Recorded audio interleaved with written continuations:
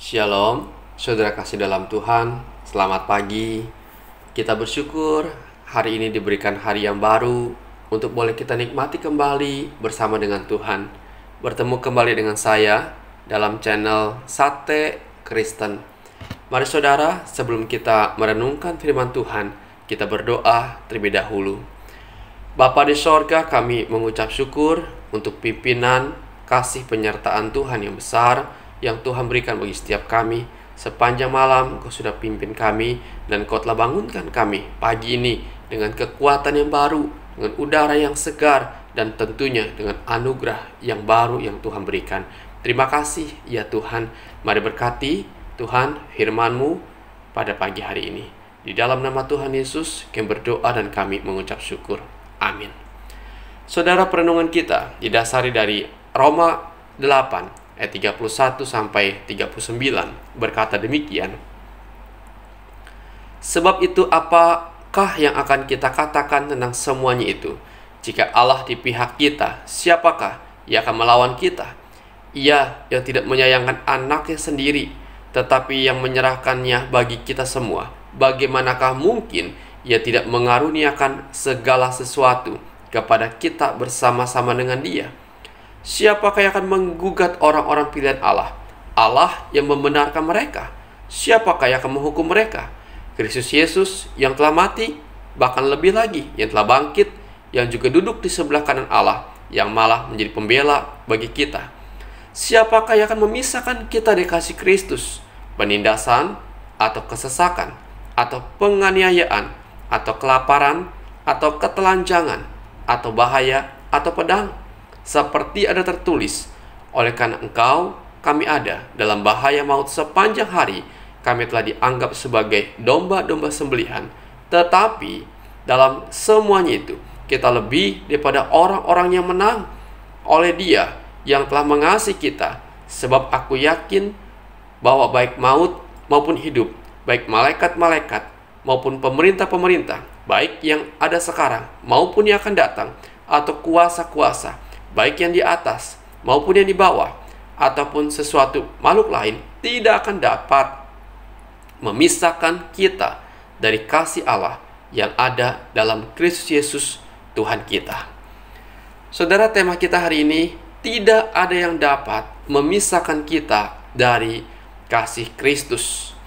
Saudara, seringkali kita melihat adanya perceraian, perpisahan di dalam sebuah keluarga.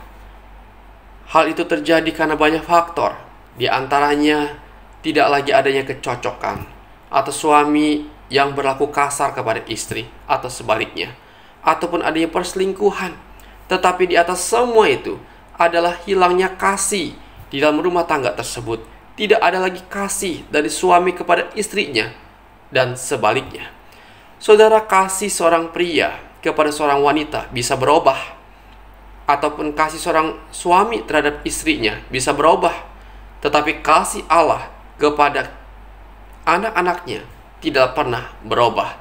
Dalam ayat 35 dengan jelas dikatakan, siapakah yang dapat memisahkan kita dari kasih Kristus? Di sini Paulus menyebutkan beberapa hal yang umumnya dialami oleh manusia. 7 hal mengenai kehidupan jasmani dan 10 hal mengenai kehidupan rohani. Ketujuh hal tersebut adalah penindasan, kesesakan, penganiayaan, kelaparan, ketelanjangan, bahaya atau pedang. Penindasan baik secara rohani maupun secara mental atau jasmani.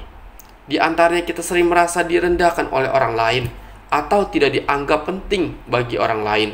Kesesakan, kita sering merasa sakit hati karena disakiti oleh sikap orang lain, ataupun karena banyaknya masalah yang ada dalam kehidupan kita. Kelaparan, hal itu sering kali dihubungkan dengan masalah ekonomi atau uang. Bukankah kita sering mengalami masalah ini? Kesulitan keuangan atau hidup yang pas-pasan. Bahaya dan pedang, hal ini menggambarkan rasa tidak aman karena adanya ketakutan, di mana kita takut kita kekurangan, kita takut masa depan, takut sakit, dan sebagainya. Hal-hal inilah yang seringkali kita alami dalam kehidupan kita sehari-hari. Adapun 10 hal mengenai kehidupan rohani dikatakan maut, hidup, malaikat, pemerintah yang ada sekarang, yang akan datang, kuasa-kuasa yang di atas, di bawah, ataupun makhluk lain, dikatakan tidak akan dapat memisahkan kita dari kasih Allah di dalam Yesus Kristus. Saudara, Paulus menyebutkan hal-hal itu dengan jelas, bahwa hal-hal itu yang umumnya dialami oleh manusia, tapi Paulus katakan semua itu tidak akan dapat memisahkan kita dari kasih Allah. Allah telah membuktikan kasih-Nya yang terbesar bagi kita. Ia bukan hanya berjanji, tapi Dia nyatakan dalam tindakan. Allah berjanji dan Dia menepatinya. Kita ingat kisah dalam Alkitab, siapa yang membuktikan kasih-Nya kepada Allah dengan mengorbankan anak yang tunggal bagi Allah, yaitu Abraham. Abraham rela mengorbankan Ishak anaknya kepada Tuhan karena dia mengasihi Allah dengan segenap hatinya. Demikian juga Allah kita. Ia telah memberikan Kristus anak yang tunggal.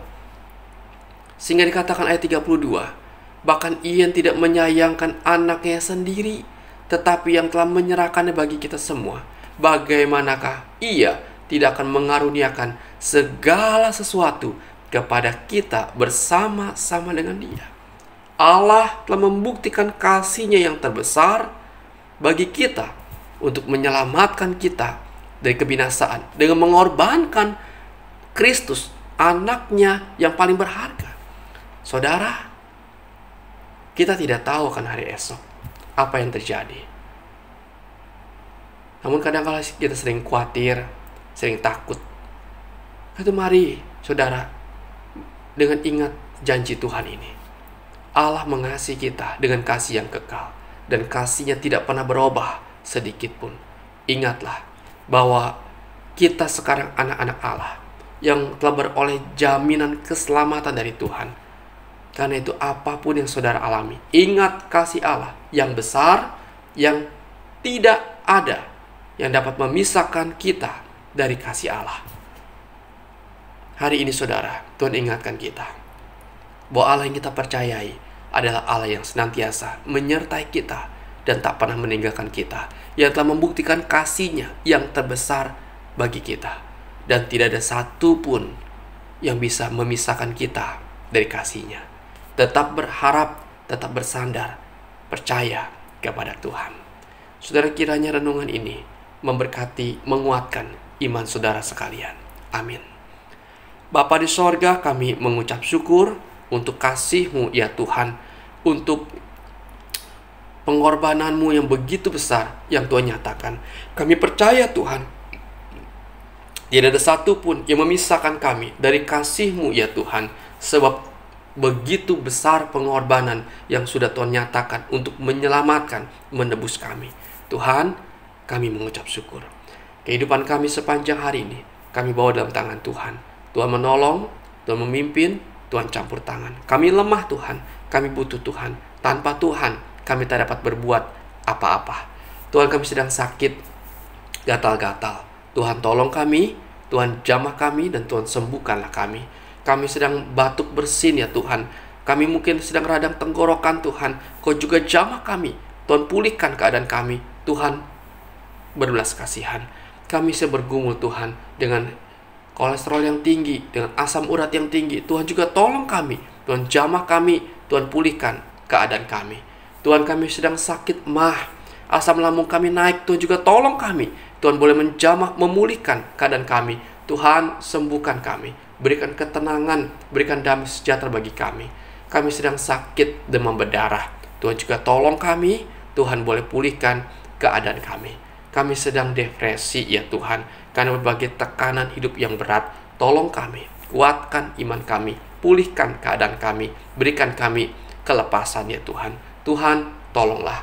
Kami sedang sakit, ada infeksi di telinga kami. Tuhan juga jamah kami ya Tuhan, pulihkan keadaan kami.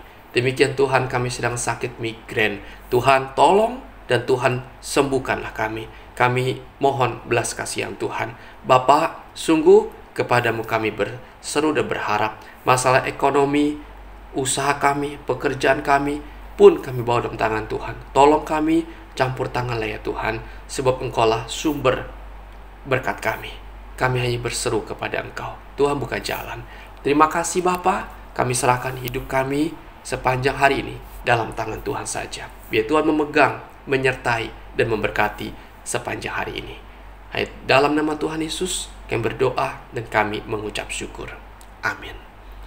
Selamat pagi saudara, selamat beraktivitas, dan Tuhan Yesus memberkati saudara sekalian.